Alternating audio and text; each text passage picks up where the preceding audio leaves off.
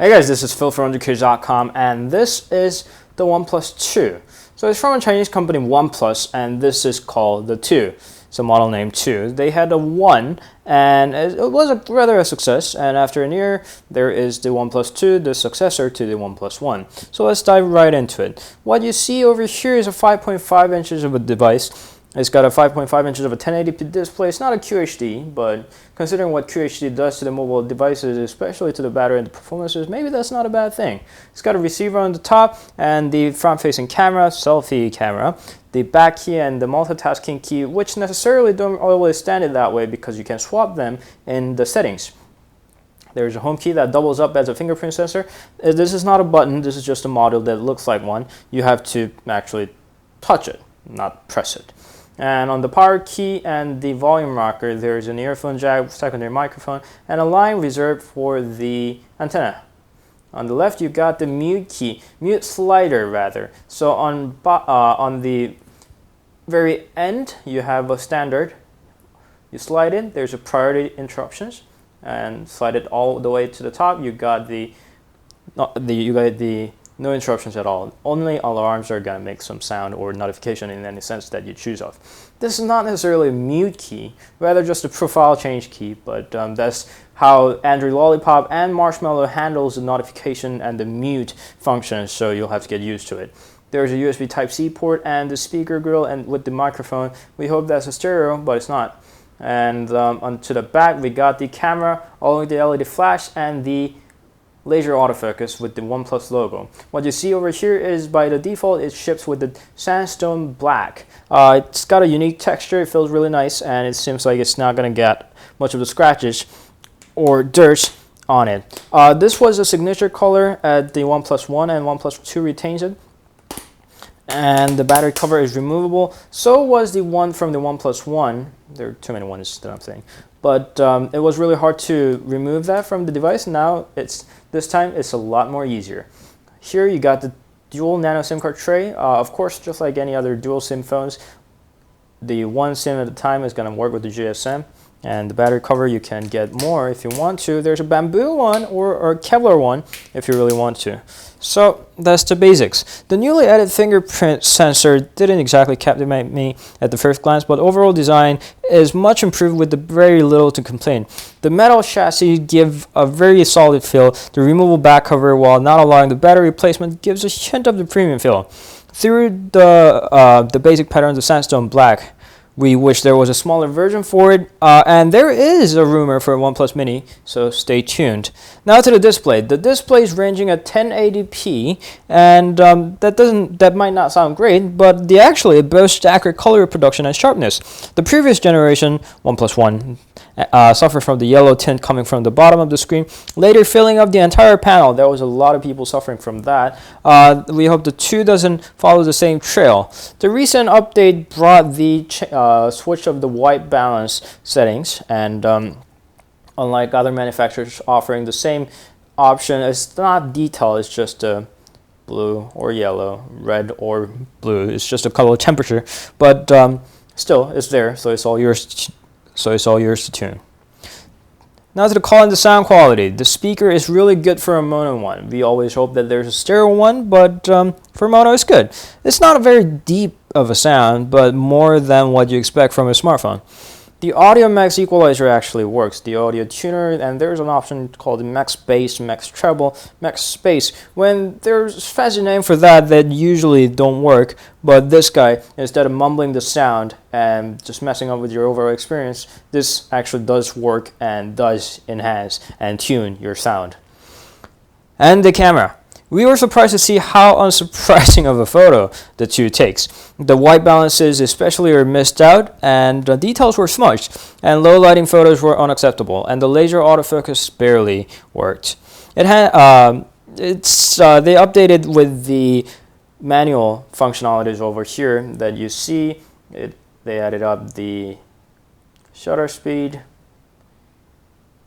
brightness, the exposure, ISO, and the focus settings. And it also takes the raw photos, but we didn't see much of the improvements on the quality itself, so that's quite a disappointment. Selfie camera though is okay. This is nothing spectacular, it's just okay. Now to the performance. The performance on this thing is blazing. So the Snapdragon 810, despite a lot of problems it has shared with the world in the year of 2015, is a powerful one there. It handles any job without a problem, games, video, you name it. Paired with the clean software that I'll mention in a moment, this thing blasts. Fingerprint sensor is another thing that I want to mention. This is no exception to the series of excellence. It works very well without any problems. It's got a great accuracy. While we did have a problem with the managing my sweaty fingers, but if I wipe it and try it again, it's gonna work just fine. So if you got a sweaty palm like I did, then this might be a problem. But this is what all the fingerprint sensors do, except for the iPhone 6s. That was surprisingly accurate. Well, all of these goodies don't come up without the compromise. This time, as you would expect from the Snapdragon 810, is the heat. While it's nothing that's going to impact your experience significantly, it does heat up and you'll be able to feel it. Even with the winter coming, as much as I want to joke about how that's going to help warm your hands up, the problems persist. And the software. Software is one thing that I really want to talk about. And while cyanogen is long gone for OnePlus One had it, the oxygen and hydrogen is here. Most of you will opt into the more stock Android-ish oxygen than the Chinese-centric hydrogen operating system, so that will be what we talk about here. Oxygen is based on the same concept as the cyanogen. It's the vanilla Android with just a little add-on on top. And it works flawless. The stock launcher is clean, and while it offers much of the options and settings that most of the stock launchers don't.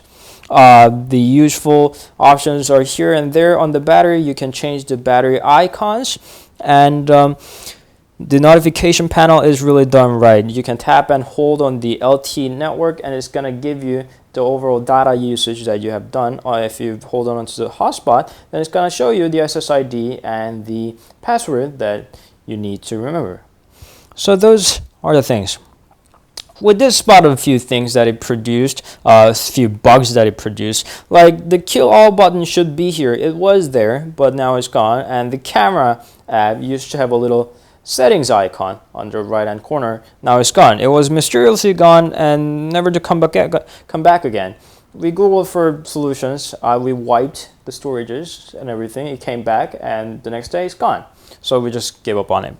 So, of course, it's the first major release of the software, so there are a few things that we don't like. As a notification pull down on from the right corner is going to bring up the quick settings toggle, and we can't seem to disable that because I tend to use my phone sometimes with my right hand. I just want to pull down the notification bar and I pull to the control panel. We hope to disable that, but it's not there. But little minor things like allowing the soft key settings over here on the sections of buttons, you can opt in for a soft key, or you can make the double tap to launch the camera. You can change that to any other app. Those few things were really nice, and we also like the customization that of having a dark theme that Google have ditched, or changing the LED notifications, or changing the accent color. Those were the things that we really liked, so we just hope that there are improvements coming on the way. Now the battery life is rather disappointing. With the typical day of use, it survived with the 3.5 hours to 4 hours and 15 minutes of the screen on time. It's an average, but with the beefy battery filling up the inside, we expected something more than this. While we can leave it with the average battery life, the charging speed is something that we could not. There is no fast charging built inside, and despite having a capable Snapdragon 810 chipset, they missed out the future entirely. Some blame the USB Type-C for the absence, but we all know that it's supported with the chipset nonetheless. Now, there was a time where a flagship was determined on their specs, but in year 2015, much more or perhaps much less is needed other than just what it tells on the spec sheets.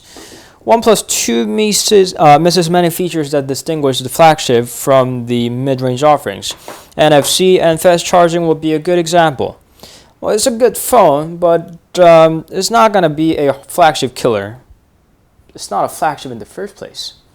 So that was OnePlus 2. Maybe I've been too harsh, but as you bring more expectations, you get more disappointments. So that was OnePlus 2. I really like the OnePlus 1, but OnePlus 2, not entirely sure.